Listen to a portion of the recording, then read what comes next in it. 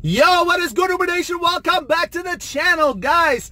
I am just pulling up to work here. It is Wednesday morning. It is the morning after a very eventful first night of NBA basketball. The season just tipped off, and I feel compelled to make this video and talk a little bit about it because there was so much stuff happening that I really needed to talk to you guys about it. So here we go.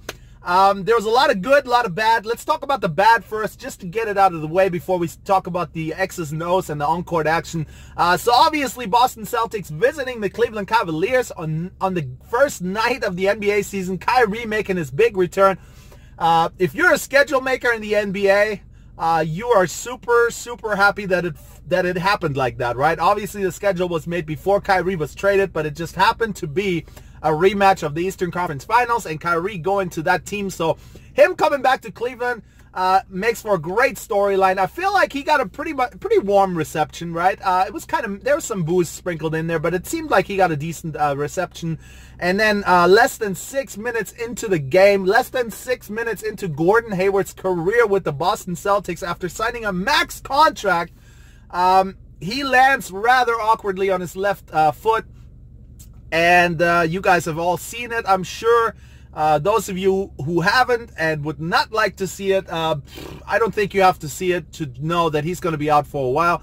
I'm not going to be showing you guys the injury here on this channel, but I will show you guys the Cavaliers bench reaction because he kind of spun around in front of the Cavs bench, and that kind of tells you everything you need to know. So here's that reaction.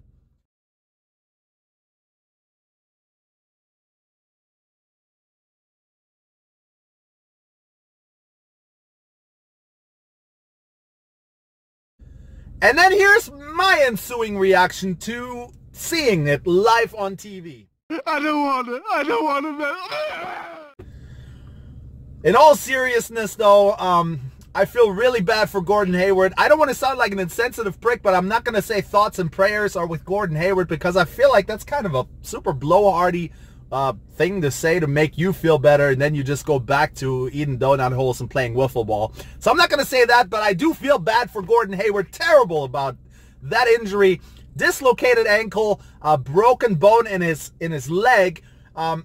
Hopefully it looked a lot worse than it actually was. It wasn't a compound fracture, I think, like Paul George. There's been a few bad injuries in basketball. Sean Livingston is another injury that I'll always remember. I never thought he would ever play again, and he's actually having himself a nice career, winning 2 championship rings now with the Warriors and being a very good point guard for the Dubs. So you can come back from these injuries. However, I feel terrible for him. Let's talk about the game a little bit. Obviously, I think the Celtics were up by 3 when that injury happened, and clearly that shook the team up, as it would any team, right? Your brother just went down with a horrific injury, and that's going to take your mind off of basketball for a little bit. Cleveland Cavaliers pounced on them a little bit, went up by 18 points, I believe, but then the Celtics in the second half, they rallied and they came all the way back and they made it a game. So heck of a game. It came down to like a 3-point game. Cavaliers ended up winning, as I thought they may, you know, at home being the favorite. And then let's face it, not only did the Celtics lose one of their teammates, they lost one of the better players on that team, probably the second best player on that team. I still have Kyrie a notch above, but Gordon Hayward, a very good player. So super sad to see that. Let's hope he gets back to 100% and bigger and stronger than ever. So let's talk about the late night action. If you got a chance to see that, Warriors versus the Rockets, that was sure to be a high-scoring affair. The Rockets have made some move in the offseason. Chris Paul, obviously, the Warriors only got better with shoring up their bench, and Swaggy P came out firing, guys. He made 5 threes in the first half, 20 points in the first half. He was on fire. If he gives them that kind of firepower, the Warriors are going to be so hard to beat. The ring ceremony, those nights are always kind of funny because you do your warm-ups and everything. Both teams warm up, and now you got a 30-minute big production. You know, they wheel out all the stuff. They give you the rings. They raise the banner. They have all this stuff. I equate it to going to like a 4th of July barbecue and then having to go to work afterwards, or like a birthday party. You're drinking heavily and now you got to go like drive a school bus. Now I'm just kidding. But it's a little bit like that where, you know, you go to a party and then you got to work. It kind of feels weird. So those games are always kind of hard to read because they take both teams kind of out of it in the beginning because they got to sit through that ceremony. But the Warriors actually came out gunning, and so did the Rockets. You know, it was a high-scoring affair. James Harden, I'm changing my stance on James Harden. I was never a huge fan, but man, that guy's pretty incredible, man. He had one little dribble move, kind of on the wing, little dribble move versus Curry. Curry couldn't quite get the steal from him, and he hit him with a step back three, and man, like those moments just make you think like, wow, this guy is pretty damn good. So the Rockets end up winning the game by 1. Swaggy P had a great game, obviously, off the bench.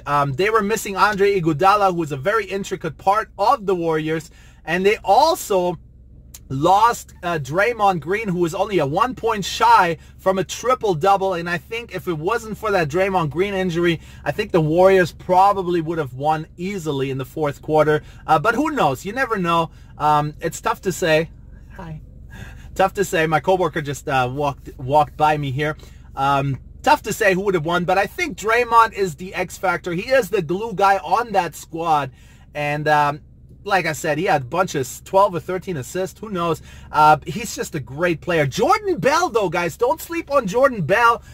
He was a steal of the draft, man. I know Kuzma. You guys were talking Kuzma on Twitter yesterday. I agree with you guys. But Jordan Bell was bought. He wasn't even drafted by the Warriors. They just said, we like this guy. Can we buy him from you? I think they got him from the Bulls. The fact that the Bulls didn't want him is pretty interesting, considering they have some front court issues of their own. They got their teammates fighting and putting each other in the hospital. That's a whole nother bag of issues they got going. But Jordan Bell, I'm not just saying that because I'm a homer. I'm an Oregon fan. But Jordan Bell's going to have a nice career in the NBA, guys. Mark my words. He only played 12 minutes. They were a little bit up and down. He got posterized by Eric Gordon. I know. But he looks like he fits. He looks like he's an NBA player, and he looks like he can play the part. He's kind of a mini Draymond. He's not as good. He can't do all the things Draymond can. But he can play the 4. He can play the 5 for the Warriors. I think he's going to be a good piece to that championship team. So the Warriors lost, obviously. I don't think anybody's worried, though. It was a 1 point loss, and if there was 0.2 seconds left on the clock, the Warriors would have won that game, right? With that Kevin Durant mid-range shot there that he hit at the buzzer. Obviously, it wasn't good, but if there was a little bit of time left, they would have won that game. So that was probably the best chance the Rockets will ever have to beat the Warriors. But I think that win was bigger for the Rockets than the loss was for the Warriors, if that makes sense in any way. I think it showed the Rockets that, yes, they can compete with the Golden State Warriors. There was no back-to-back nights. There was no excuses, right? Aside from the injury of Andre Iguodala, there was really no excuses. And then, obviously, you had the injury of Draymond later on in the game. But I think, you know, Chris Paul also went out with a knee injury, or knee soreness, I should say. But I feel like the Rockets now feel like, okay, we can compete with these guys. They can definitely put up the points. I think it's going to come down to the defensive end. Can they get stops? Can they get stops when Curry and Clay and everybody's firing on all cylinders, and Swaggy P comes in off the bench and drops 3, 4, 5 threes real quick? Can they compete on defense? That's going to be the biggest question for the Rockets. But all in all, a very eventful night. Did you guys see the fake Klay Thompson?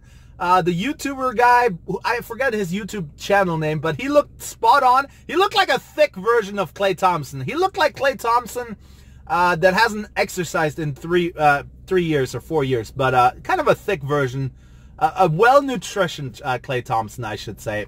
I have a lot of room to talk, right?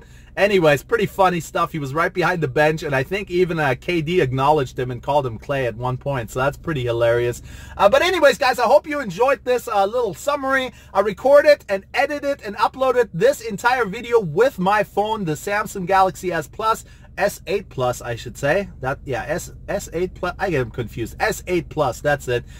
So the editing's not going to be super on point, but I hope you guys enjoyed it anyways. If you did, give me one of those. If you didn't, one of those is fine too. And I'll see you guys soon. I'm out. Mahalo.